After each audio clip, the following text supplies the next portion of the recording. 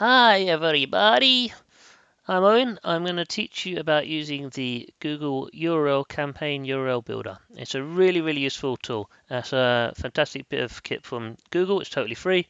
It allows you to track in much more finite detail the marketing activities you've been doing.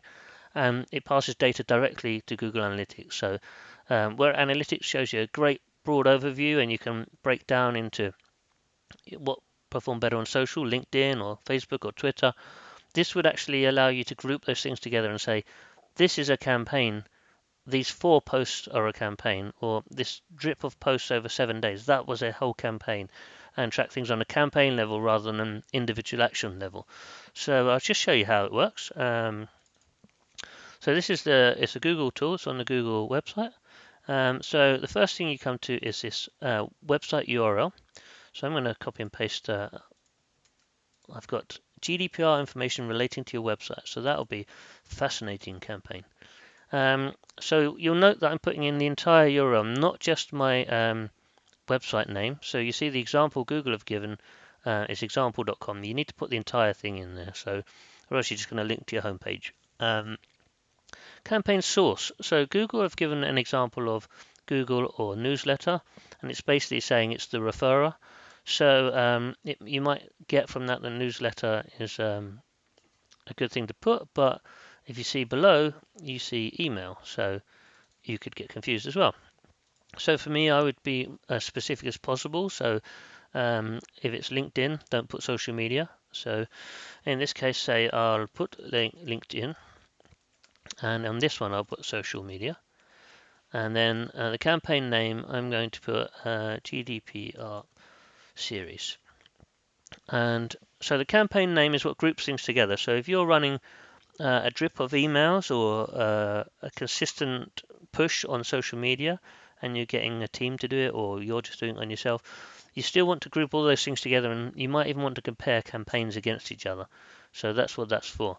The campaign term is usually to identify paid keywords, and the campaign content is to differentiate between ads. So you may have keywords running same keywords running 2 different adverts, one with a different picture or however you want to differentiate your ads. In my opinion, I wouldn't fill this stuff in because Google Ads can do that for you. But if you're using a different ads tool, it might not, in which case you may decide to use that. I'm going to leave it blank because Google Ads would be doing that for me. And then when we get down here, we get to copy the URL. So I'll talk you through what's going on. I've got my website link, which is what I posted. Then I've got a question mark. This question mark is what's known as a query. And then it's put in the UTM source, and then it's saying equals LinkedIn. So if we go back to the top, you're seeing the source is here, you're seeing the medium is here, and you're seeing the campaign name is here. And if you look in the URL, you see it's effectively built at UTM source, LinkedIn, UTM medium, social media, UTM campaign, GDPR series. Now it's got these horrendous %20 symbols there, and it means a space in a URL. You can't put spaces in URL, so it's doing this instead. I personally, if you look at an analytics report and you see a load of these URLs in there, it makes it really hard to decipher which thing was doing which. So what I prefer to do is just put a hyphen instead, and hopefully you'll see that it's a little easier to read, particularly if you've got a longer thing. So you can see here social media, that's a lot easier to read without the %20, and GDPR series as well. So you can copy the URL if you want, and paste it, or you can copy your URL to a short link. So I use bit.ly, and that's the bit.ly symbol there, so I will shorten it, and you see you get this link instead. Now the reason you might want to do that is because some social media platforms or other platforms, they may strip the query from your link. It's giving away data at the end of the day, and some people may stop you doing that. I wouldn't be too surprised, I don't know for sure, I haven't checked, but I wouldn't be too surprised if Facebook strips that, because they don't necessarily need to pass that information across. Convert it to bit.ly like this, and they have no way of stripping that data out. So it's a pretty smart tool. So I would 100% do that. As you can see, I've got a vanity URL there as well.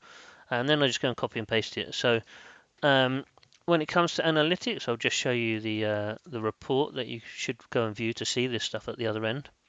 It's great because it passes it straight in there. If you did 10 blog posts, you might be looking at it and saying, I did 10 blog posts, I put them all on LinkedIn. I see that some people clicked on LinkedIn. It must have been the blog post because it was on the same day. But to be completely honest with you, it may not be. It may be an old one that's been clicked a few days later. So you really want to be sure which campaign is working as an overall campaign rather than individual tasks. Makes it a little easier to work out your return on investment. And you want to be sure on which individual bits of content have been successful or more successful than others. So you can invest your time into doing more of that sort of activity. And finally, if you were doing, say, a guest post on another website, you might put 3 links in there. And so it'd be interesting to know whether the first link got clicked or the middle link or the last link.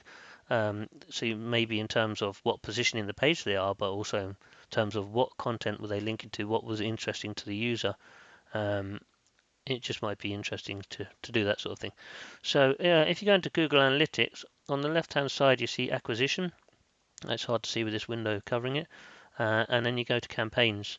Now I haven't got any campaigns on this particular account, but rest assured that's exactly where they would appear.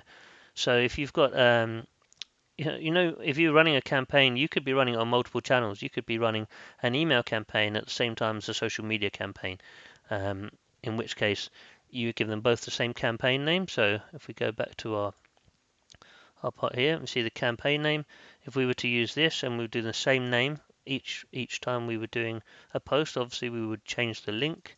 Potentially we might not, or we would change the source, or we would change something of it, or we might just repeatedly post the same thing in the same place over a spread over time. If you always give it the same campaign name, then when you go into Google Analytics, you're going to find that the campaign's grouped together, and it's really easy to check how was your success with that campaign and how did it compare against other campaigns.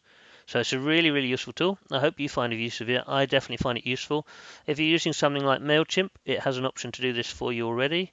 My advice would be to make sure you use hyphens so you don't get the %20s coming out. So that would be in your email campaign name. Use the hyphens. But it is really cool. It does give you a lot more information. It allows you to be a bit more granular in what was working, what wasn't, and it also allows you to be a bit more broad in grouping things together as a campaign.